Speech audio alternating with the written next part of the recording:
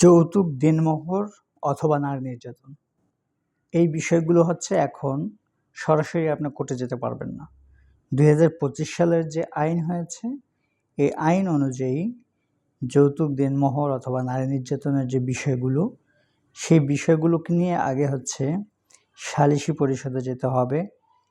That means সরকার কর্তৃক যে legal aid সার্ভিসটা রয়েছে কোর্টে, ওইখানে হচ্ছে আপনাকে পিটিশন দিতে হবে আইনজীবীর মাধ্যমে, অথবা নিজেও দিতে পারবেন, এবং সেখান থেকে যে আদেশটা আসবে সেটা মানতে আপনি বাধ্য।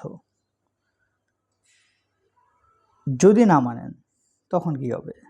মানতে বাধ্য।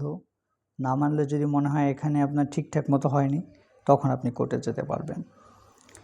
তার মানে এই আইনটার দ্বারা এই যৌতুক, নারী নির্যাতন, দেনমোহরের বিষয়গুলোকে মামলা ছাড়া সরাসরি সমাধানের একটা রাস্তা তৈরি করা হয়েছে। একই সাথে এর মাধ্যমে হয়তো অনেক সময়ও বৃদ্ধি হয়েছে। যদি না এখানে সমাধান হয় তখন তো আবার ঠিকই কোর্টে যেতে হবে।